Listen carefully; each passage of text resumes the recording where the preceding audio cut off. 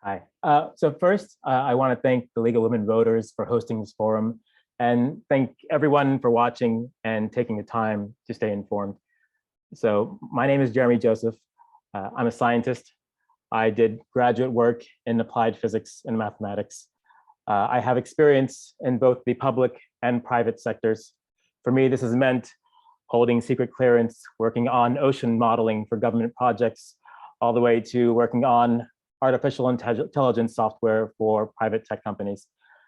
In my field, no matter where I've worked, I'm usually on a team of scientists doing basic research, examining data, and coming up with real world solutions. Now, additionally, I'm lucky to be able to use my expertise to help address some of the very serious problems that many of us face here on Long Island.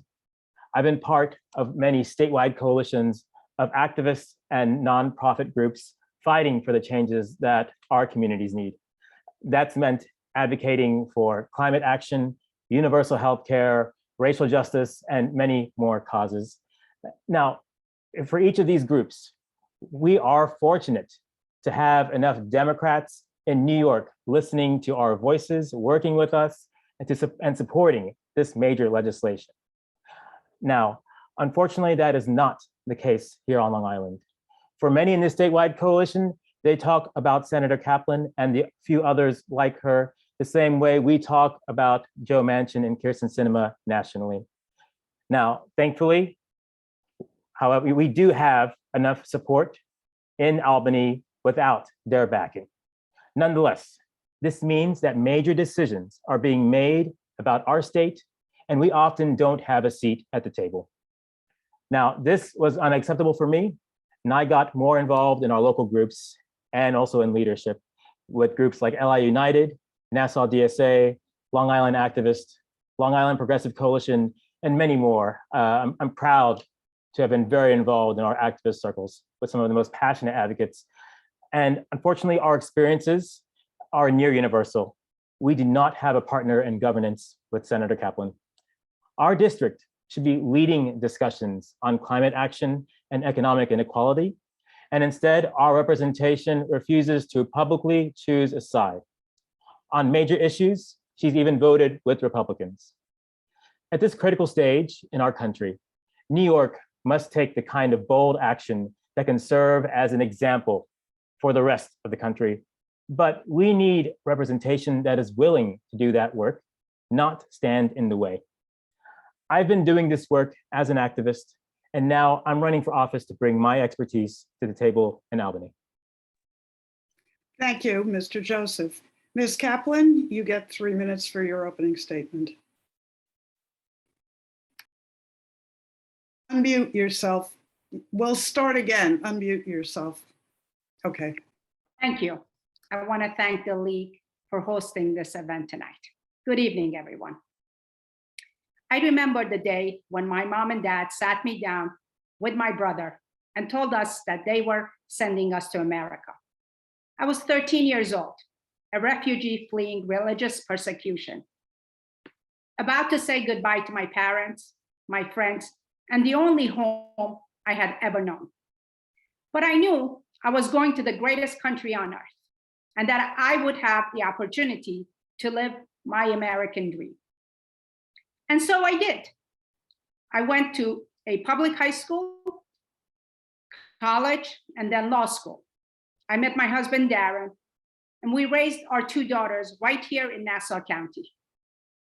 I had the privilege of running for public office, first becoming a town council person, and now your New York State Senator, and the only Democratic woman state senator on Long Island. This country has given me so many opportunities, and I have never forgotten how grateful I am to live the American dream. It's why I ran for this seat, to give back, and it's why I fight every single day for Long Island families, so that everyone can have the same opportunities that I've been blessed with. As your state senator, I consider it my solemn duty to ensure that everyone can live their American dream. And I have done that by fighting for the things that matter to us. I fought for our public schools and delivered record-breaking funding so that our kids can get the best education possible. I have always and will always fight for women and reproductive rights. I've passed nation-leading gun safety laws that are taking dangerous weapons off of our streets and keeping our schools safe. I've defended New Yorkers of all backgrounds and beliefs by strengthening hate crime legislation and standing up to the far-right extremists in our community and across the state. We are facing serious challenges right now as we confront the mess created by the extremist Supreme Court and the extremist Republicans who continue to enable Donald Trump. As Americans and New Yorkers, we need to rise to this occasion and face these challenges as one family, united. I'm asking for your support in the August 23rd primary election so that we can continue tackling the hard issues together, standing up for our shared Long Island values and delivering results for our communities, so that the next generation will be able to live out their American dreams, just like I have. Thank you. Thank you, Ms. Kaplan. We'll move on to the questions. We have quite a few. You each get 90 seconds on this. I will read the questions slowly. Feel free to make some notes for yourself because some of them have a couple of clauses in the questions. The public input of questions was phenomenal and there was a lot to cover. So we've really just put one question for each of the main topics at this point and we'll prioritize. So Ms. Kaplan, the first question goes to you and then Mr. Joseph on the same one. Please name 3 priorities, specific funding or specific legislation that you will fight for to address the climate crisis. For example, what are your solutions around what energy is produced and sold in New York State, reducing waste going to landfills and increasing recycling capacity, and reducing or regulating environmental toxins? So energy, waste, toxins. Ms. Kaplan. So we've lived through devastation of Sandy and Isaias. We see 500-year floods and storms happening on a yearly occurrence. The problem of climate change is real. And it's impacting our Long Island residents every day. We've passed the $4.2 billion Bond Act to invest in green future. We passed the CLP.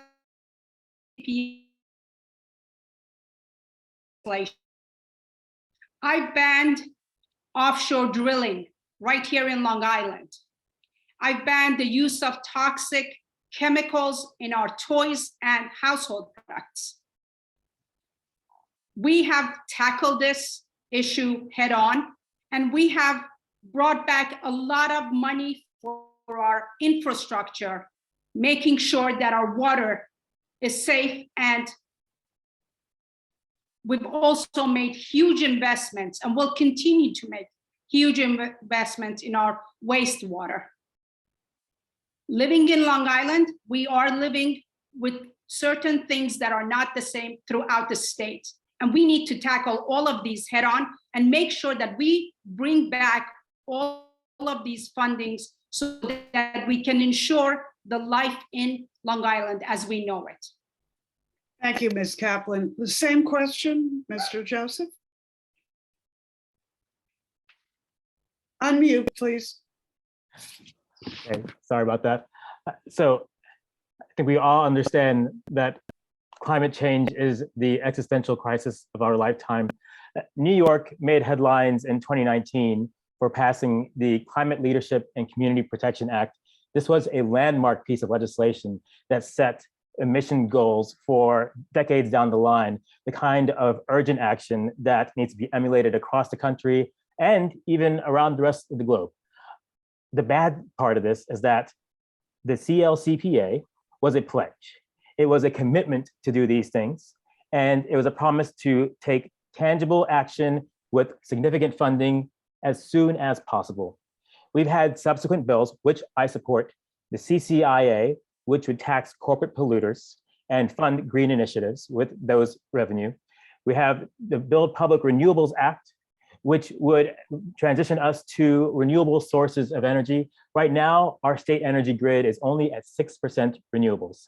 And finally, there's also the Clean Futures Act, which would prohibit any construction of new fossil fuel power plants. We have many big steps we have to take, and they're all just first steps. This is a good time to mention that even after the CLCPA was passed, this commitment that we made, one of the first actions Senator Kaplan did was support the Williams pipeline. This was a fracked gas pipeline being proposed for New York's harbor. For us, we had to protest at our own senator's office, working against our environmental activism. Thank you. Mr. Joseph, this next question starts with you. First, will you commit to supporting bills that make access to healthcare in New York affordable and equitable for every New Yorker? And second, please, very briefly, give examples of specific legislation and why you support them to remove obstacles to access healthcare. Great. So I'll give a trick answer to this one. I don't want healthcare to be affordable. I believe it should be free. In most of the rest of the developed countries in this world, they have public healthcare systems. They realize that healthcare is a service. It should be a right. And in the richest country of the world, we should have the same thing. That's why I support wholeheartedly the New York Health Act. This is a bill that would establish a universal single-payer healthcare system for New York State. I could campaign on this alone, and I nearly have, going door to door. Everyone understands just how poorly a profit-driven private insurance industry controlling our healthcare serves us. It doesn't serve us. It exploits us and denies us healthcare for the sake of profit. And a more immediate need would be coverage for all. This bill would extend, or rather create, essentially a Medicaid type program for undocumented peoples meeting different standards of poverty. When we talk about reproductive health care, there are vulnerable populations that we acknowledge that need abortion access. But if they can't afford an abortion, or if their documentation status prevents them from seeking abortion care the way the rest of us would, then this right is a right in theory only. This is why I support wholeheartedly New York Health Act, coverage for all, and other wholesale bills to give healthcare access to everyone. Thank you. Ms. Kaplan, same question. Unmute yourself. Thank you. So I believe healthcare is human right. And I believe everyone should have access to high quality medical care. We've expanded healthcare access by expanding the state's insurance marketplace. We've expanded access to healthcare through states' Medicaid program. And more importantly, in a climate that we are today, where the extremist Supreme Court is putting up barriers for healthcare access for women, I've stood up to protect reproductive healthcare access. I've stood up and made sure that every New York woman and women who live in anti-choice states have access here. We've made contraceptive care free for women. These are just a few things we've done, and we'll continue to do what we can. We need to make sure that what we do as legislators, whether healthcare policy or otherwise, the policies are policies that are responsible and sustainable. I am not convinced that the plans that have been proposed are able to achieve that. I'm proud to have been endorsed by a dozen labor unions representing 1.5 million New Yorkers who know that I have been a champion for working families and middle-class families. And I will continue to make sure that New Yorkers in need are taken care of. Thank you. Thank you, Ms. Kaplan. The next question actually was a follow-up to the one you just answered. So Beth, if you would just do 1 minute on this next question rather than 90 seconds, because a lot of the public was very interested in knowing what gaps or soft spots still need protection in terms of women's reproductive rights. You both addressed it already in your earlier answer somewhat, but the real question is looking forward. What are the gaps? What are the protections that are needed? 1 minute, and Ms. Kaplan, if you would do that first. So I would have to say the Equality Amendment. We need to enshrine these protections in our state constitution. And I'm proud to say I passed the first resolution as a co-sponsor, and we need to pass it again next year. We need to make sure that we pass it here in New York State. And I am all ready to do whatever it takes to make sure that we pass it and also make this part of our New York State Constitution. Thank you. Mr. Joseph, 1 minute on this also. Great. So maybe I'll share a little bit more about coverage for all and why extending abortion access to the undocumented is such a critical need. Right now in New York, I believe the number is there are 150,000 uninsured, low-income New Yorkers who are ineligible for existing abortion services because of their documentation status. I believe in immigrants' rights. I believe that they deserve the dignity of healthcare. And we in New York, we can create a system that reflects this value. We have more than enough money to do this, and we have legislation, we have enough support to see this happen. We need to pass this because all people deserve access to abortion. Okay, thank you. Back to 90 seconds, Beth, for these. Mr. Joseph, for you first, what criminal justice reforms do you favor and why? What reforms are you against and why? Great. So for criminal justice reforms, so my background, I've been working with LI United as a member of steering. We have been looking at this from both sides, both with police reform and criminal legal system reform. How are people impacted by our policing? So I'll talk about maybe a couple bills here that we've been fighting for the past couple years.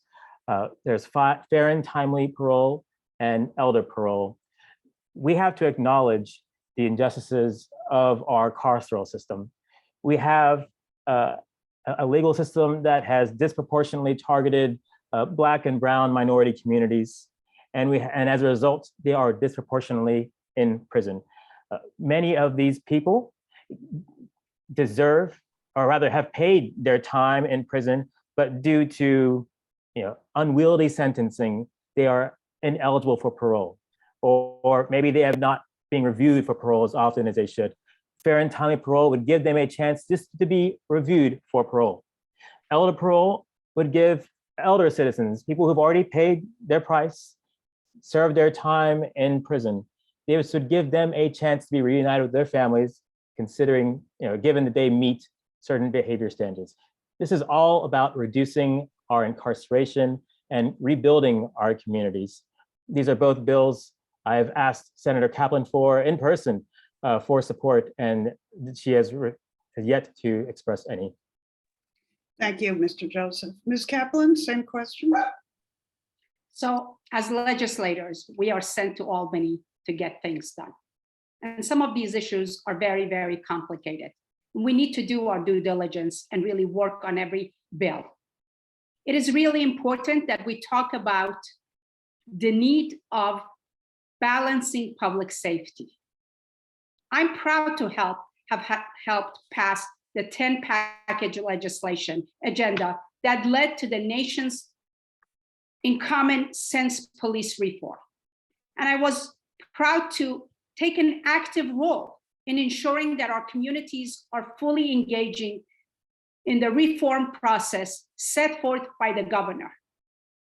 I've also made sure that the police officers are set up for success and that they're able to keep all of our neighbors safe by providing them with training tools and resources and funding so that they can do their job well. Thank you. We're watching our time because Ms. Kaplan, I know we have to stop at a certain point, but I'd like to ask you, and unfortunately I'll have to do this in 1 minute so that we work into the time. But Ms. Kaplan, if you would answer this first. The US-Israel relationship is longstanding. What role should the New York State Senate have?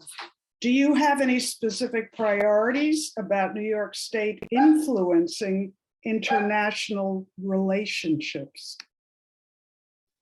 So, as a Jewish political refugee, as someone whose parents took shelter in Israel before they were able to come to this country, I'm a big supporter of Israel. We passed a resolution each year on the Senate floor celebrating the special bond between Israel and New York. Israel is the only democracy in Middle East. I also supported and sponsored anti-BDS legislation. We need to stand strong with our friends in Middle East, and that's Israel. Thank you. Okay, thank you. Mr. Joseph, same question? Yes, so I think it's a good time to remind everyone that this is a state Senate position. And I know redistricting was a complicated process, and I looked at the map many times, and I'm quite sure that the district is in Nassau County. We have many serious needs in the district, and foreign policy is well outside the scope of the office of state senator. Every moment spent on foreign policy is energy that should be spent on the district. Regarding Senator Kaplan's continuous support of anti-BDS legislation, this is a First Amendment right. Boycott movements have been used in the past against South Africa in response to apartheid, and it's been using now against Russia because of their invasion of Ukraine. Boycott movements are even used against corporations for engaging in anti-union behavior. This is how you spend your money. That is a matter of free speech. And I support this right, even when it's used against a country we like, an ally like Israel. Senator Kaplan's bills that she's been trying to pass each year, these are the same that you'll see in red states passed by alt-right conservatives trying to limit free speech. Even in those states, many times these bills are knocked down as unconstitutional because they infringe on our constitutional rights. Thank you. So Beth, I would like to tax you again to do a little bit different here, and I hope both candidates will agree to this. You have 2 minutes for your closing statement. However, I think in fairness to the questions we got, I'm going to give you both 3 other topics, not questions really. And if you want to bring that into a longer closing statement and address 1, 2, or 3 of those, because I know you all prepared for your close. So Beth, I think we just have time to give each of them 4 minutes total. So we're being generous and asking you to really go with this. So Mr. Joseph, again, it's alpha order both ways. So you would go first, and then Ms. Kaplan.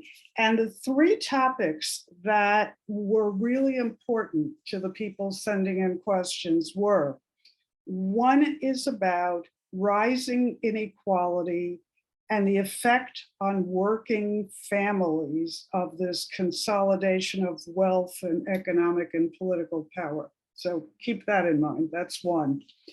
Another question that came up a lot was about gun violence. And how would you protect New Yorkers from Second Amendment appeals to the Supreme Court, because we're all anticipating there will be more. And thirdly, an important topic was about defunding the police. And I won't define it or anything, it's just the words that were in a lot of people's questions. So those were the three things that still were important and we can't address as individual questions. But if you were willing to say a little bit about any or all of those, and of course, we would like to hear your closing statements. So, Mr. Joseph, you can have up to 4 minutes on that. All right. Okay, let's make sure I got all these topics. Okay, so when I made this decision to run for office, which I assure you was not an easy one, there were many unknowns for me. For as being as steeped in this work as I've been, the problems that we're facing are very clear, and even more clear are the solutions that we need to take. But still, a part of me wondered, all right, will this message resonate with the people of Long Island, the people in my district, with my neighbors? And after, well, 10,000, almost 10,000 doors later, I've had thousands of conversations, and I can say with confidence that they have. People are, well, rightfully fearful and scared about the direction the country is going, and concerned and wondering if New York will hold the line and be this, I guess, beacon of democracy in this country. And they're wondering, where are our fighters? And they're wondering, who is talking about the issues that we care about? Some of the biggest issues we talk about is rising inequality.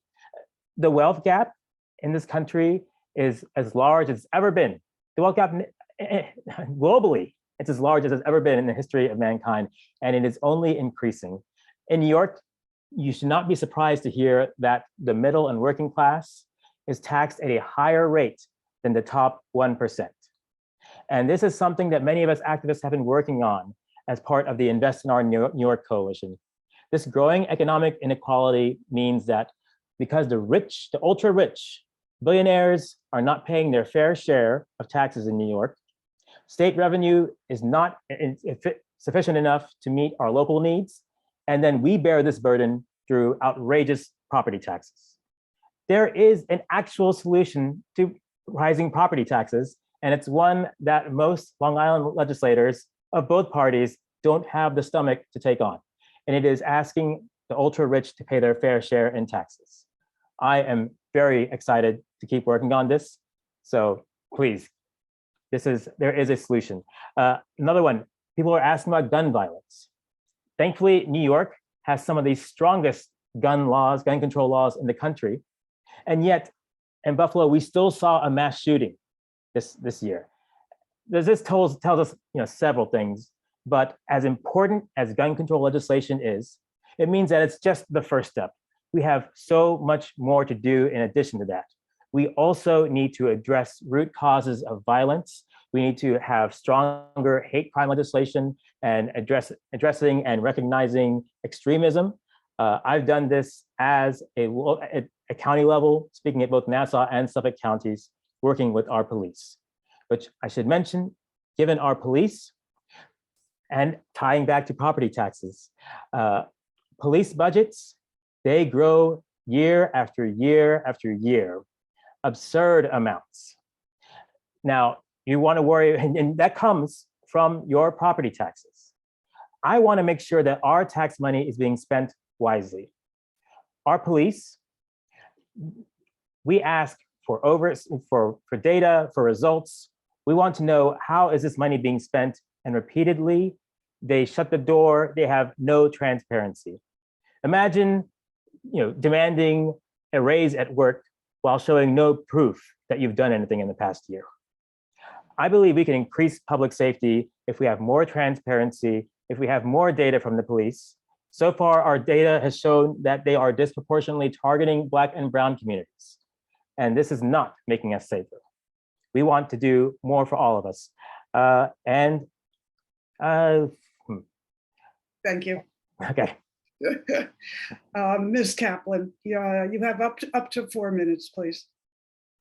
Unmute yourself.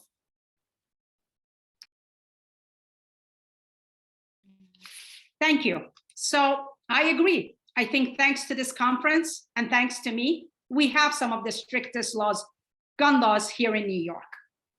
I have to tell you, one of the reasons I ran for this office was because I heard from 15-year-old high school students calling me and telling me that they were worried about going to school and they were worried someone was going to walk in with an AR-15 and start shooting at them. As a mother of two, this was a big concern for me. And I can't tell you how proud I am that when I was elected in 2019, we passed several packages of sensible gun laws here in New York. That my first legislation on the Senate floor was a sensible gun law. And I want everyone here to know I have been fighting and will continue fighting for our safety and security of ourselves, our communities, our schools, our houses of worship. I want to say, when I came to the United States as a refugee, the American values of freedom, equality, and democracy were not abstract ideas, but lived experiences that I had been denied during my childhood. I believe fiercely in the American dream and the capacity of government to make people's lives better. It's why I ran for office in the first place. It's also why the rise of far-right extremism is so important to combat, from increasing hate to the theft of women's choice to the horrifying events of January 6th. I've proven not once, but twice that I'm capable of beating strong Republican opponents in tough general elections. We have so much at stake this November: women's rights, gun violence, LGBTQ+ rights, and equality are all on the ballot. I am focused on fighting back against the rising tides of extremism and winning to ensure that New York remains a safe haven for women, people of color, the LGBTQ+ community, and all who believe in the values that America is a beacon of hope to those looking for a safer, better future, just like I once did. As the only Democratic woman state senator on Long Island, I know firsthand that the issues which are prioritized by our elected officials change when a woman has a seat at the table. I'm asking for your support in the August 23rd so that we can continue to fight for civil rights, equality, and delivering for Long Island families. Thank you. Thank you, Ms. Kaplan. Thank you also, Mr. Joseph. At this point, we are turning off the candidate mics, and we wish them both well. We appreciate both your willingness to answer questions from voters thoughtfully, candidly, and importantly,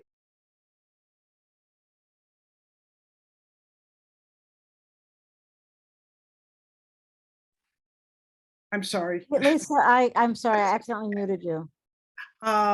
So the public and the league appreciate the candidate's willingness to answer questions from voters thoughtfully, candidly, and in civil discourse with challengers. This is democracy at its best. And we appreciate our candidates' time and involvement in our democracy. Before ending this forum, I want to thank you, the viewers, who have taken the time to learn more about the candidates you'll be voting for. Educated voters are key to making our democracy work. A few reminders. The forum for the Democratic congressional primary candidates for our district here is on Thursday at 7 p.m. on this same YouTube channel. Please note that only registered Democrats may vote in Democratic primary elections. Because of a recent court ruling, the deadline for changing your party registration is August 11th, 2 days from now. Early voting begins this Saturday, August 13th, and runs through Sunday, August 21st.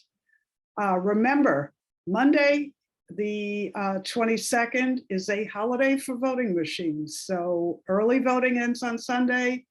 Election day, your regular polling place would be on the 23rd. An interactive map of Nassau County early locations is available on the Port Washington Manhasset League website.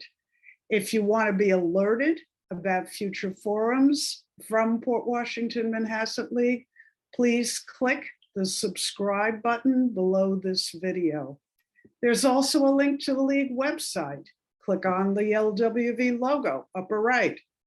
And the video of this forum will be posted here within 24 hours. Again, primary election day, August 23rd. Remember to plan, remember to vote. Good night. This forum is now ended.